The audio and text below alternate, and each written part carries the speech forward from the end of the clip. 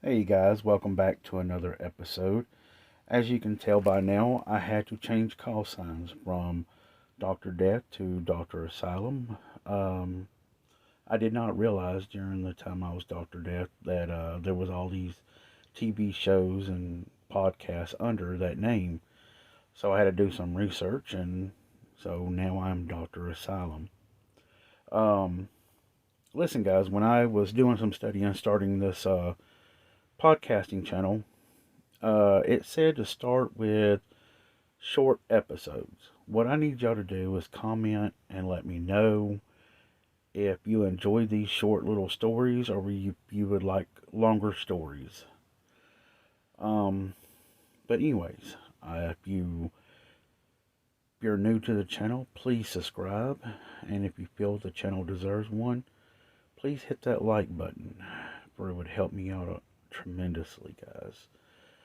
And I hope you enjoy Chapter 2 and 13, Alabama Ghost and Jeffrey, Death Lights in the Tower. I hope you enjoy. Judge, come quick. Your house is burning up. The excited man beat upon the door of the old mansion, trying to rouse the sleeping occupant. Inside the house, Judge W. G. Cochran was awakened by the commotions, and he lay still for a moment, trying to identify the noise. "Oh, no, not again," he muttered sleepily. But he got out of bed, threw his robe around his shoulders, and went to answer the door. "The tower room is blazing," the servant gasped as the judge opened the door. "You can see the fire all over this end of town." "All right, let's go investigate," Judge Cochran replied. Together they climbed the 2 flights of stairs to the square tower room. Judge Cochran threw open the door. The room was dark. No flames, no sparks, no smoldering ashes, not even a wisp of smoke. The visitor shook his head in disbelief and hurried from the stairs. "But I seen it myself. I seen it myself," he kept repeating as Judge Cochran escorted him down the hall and out the back door. "Thank you for being concerned," the judge said wearily. "Good night." "How many times has it happened now?" Judge Cochran asked himself as he climbed back into bed. "And when will she stop burning those damnable candles?" The she he was referring to was Mrs. Sarah Darish, builder and longtime resident of what is now known as the old Darish place in Tuscaloosa. Mrs. Darish was a gentle, intelligent woman, but according to tales told about her home, it is her frustrated ghost who returns to alarm the neighborhood by burning candles in the tower. Candles which she wanted to be burned around her coffin at her death. The story goes back to 1817 when 3 or 4 Owen brothers and their sister, Mrs. Sarah McKinney, a widow, came from Norfolk District, Virginia to Tuscaloosa. They traveled by covered wagon, bringing their handsome mahogany furniture and their family heirlooms. Some of this furniture stood perfectly proud in the Durish home, but that was later. In Tuscaloosa, Mrs. McKinney met and married Dr. John Durish, a physician whose wife had died some time before. Dr. Durish had one child, Kathleen, a beautiful young lady who, heartbroken by a love affair which her father's stern intervention had terminated, and further tormented by a miserable marriage, had lost her mind. About 1830, Dr. and Mrs. Darish built on the outskirts of Tuscaloosa, now in the residential business section on 17th Street between Greensboro and Queen City Avenue, an imposing plantation home.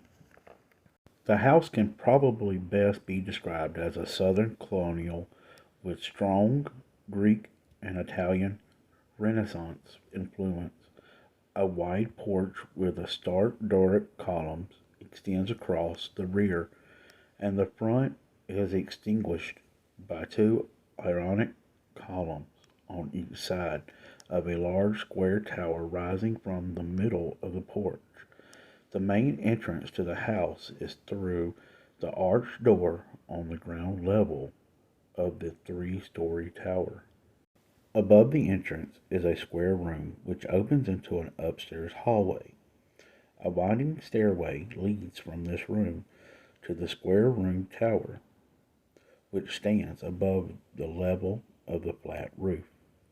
At the rear of the large downstairs hall, a horseshoe staircase rises in a graceful curve to the landing where the straight flights, one on each side, ascend to the upstairs hall.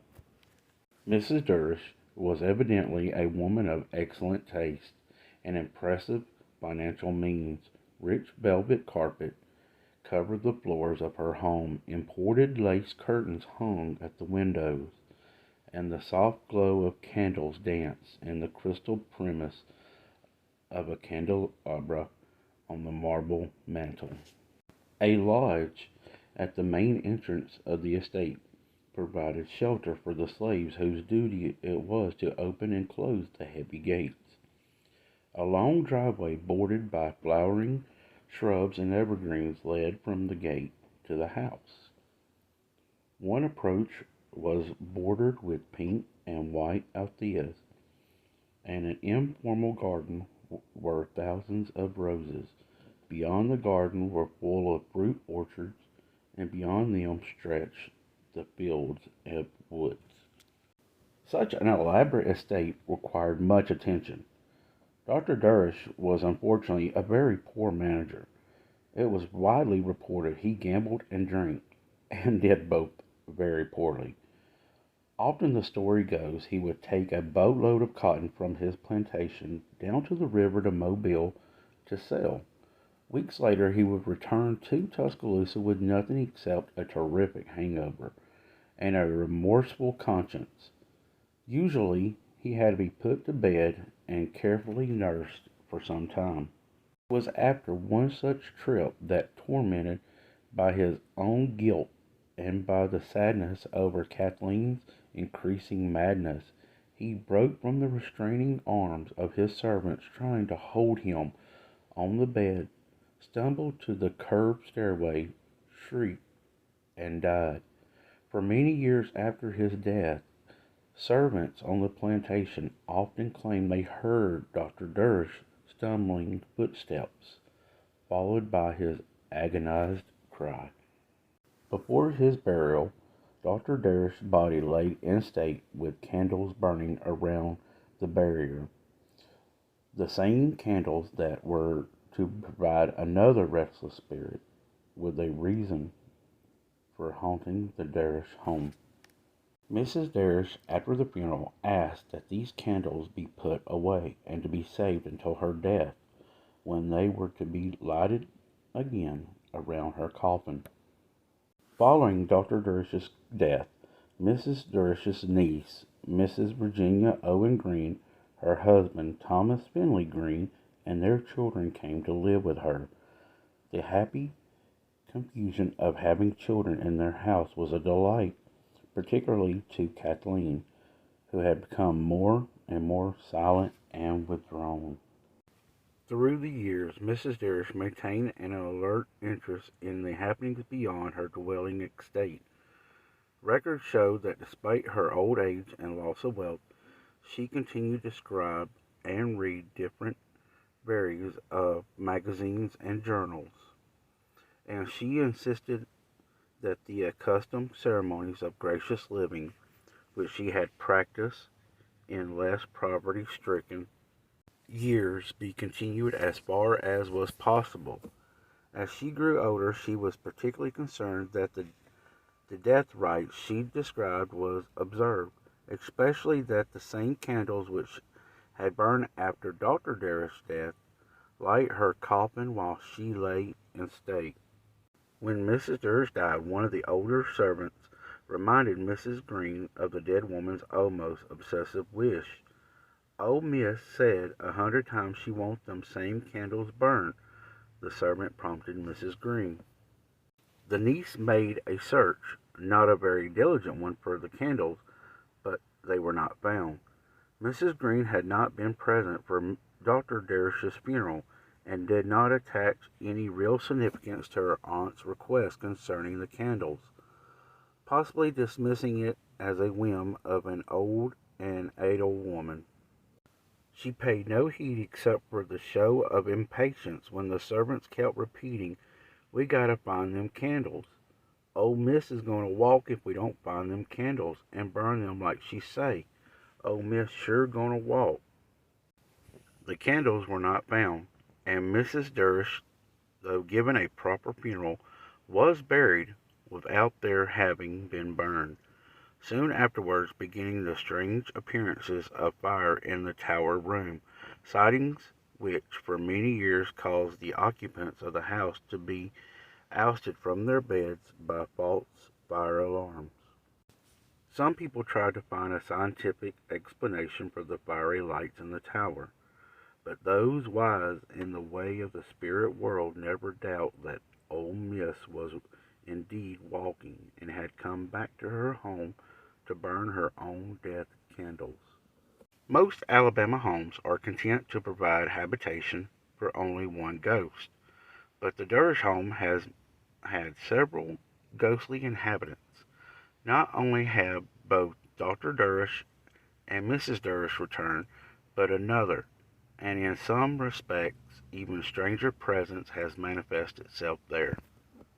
After the death of Mrs. Durish, Mr. and Mrs. Green closed the upstairs of the house and converted the two downstairs parlors into bedrooms. Kathleen had been sent before Mrs. Darish's death to be cared for by family members in another state, and so there were not enough people living in the house to necessitate the use of the upstairs portion. Mary, 14 years old, and her sister Nemo, a younger sister, slept in the front parlor, and their parents shared the bedroom in the converted back parlor. The folding doors between the two rooms were kept locked. One night, Mary and Nemo had been invited to a spend the night party at their cousin's home, but Nemo had a headache and stayed at home, going to bed alone in the front bedroom. Her headache kept Nemo from sleeping, but when she heard the hall door open softly, she pretended to be asleep so that her mother would not worry about her. She lay quietly still and kept her eyes closed while gentle hands straightened the covers and tucked them snugly around her. Not until the soft sound of the tiptoes had died away and she heard the latch on the hall door click did Nemo open her eyes. She laughed to herself at the joke she had played on her mother. The next morning at breakfast she confessed, "Mother, I was just pretending to be asleep when you came into my room and covered me up last night." Her mother was amazed. "I didn't come into your room, dear," she said. "You must have a vivid dream." However, she and her mother agreed not to mention the episode to Mary, as they did not want to frighten her. The next night the sisters were in bed, and Nemo was sleeping soundly, when Mary clutched her and sobbed in fright, "Nemo, Nemo, wake up! Somebody came in here and covered us up. I thought at first it was Mother, but it wasn't. Whoever it was would not answer me, wouldn't say anything at all." The child was almost hysterical, and Nemo was frightened too, but she calmed her sister enough so they could go together to their parents' room. They waked their father and mother, both whom had been sound asleep, and told them what happened. With Mr. Green leading the way, they made a thorough search of the house, but every door and every window was locked. Nobody was there. Some 40 years later, when Mary and Nemo were middle-aged women, they were spending a vacation at Alabama's White Sulphur Springs, a popular resort in DeKalb County.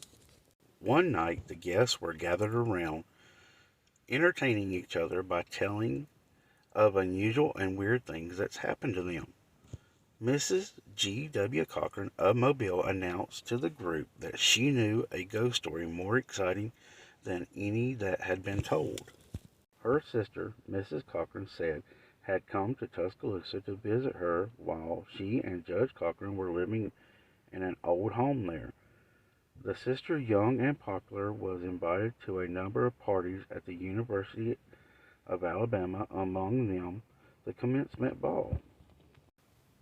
On the night of the ball, she complained she had a slight headache, perhaps brought on by the lack of sleep. But she got dressed for the festivity, and while waiting for her escort, she decided to lie down and rest for a few minutes. As she lay in the dark room, the door opened lightly. Someone tiptoed across the room, and tender hands pulled up the covers and tucked her in. The guest turned to thank her sister, but there was no one there. Screams brought Judge and Mrs. Cochran to the room immediately. They searched the house, but no trace of an intruder could be found. When Mrs. Cochran finished her story, Mary and Nemo exchanged glances. Then, to the amazement of the audience, they named the house and the very room where the incident occurred, the downstairs front parlor in the old Durish place. The Durish home is now part of the educational building of the Southside Baptist Church in Tuscaloosa. The latest change in ownership should have exorcised the ghosts, but on some nights there still appeared to be a light in the tower room, the kind of lights cast by flickering candles.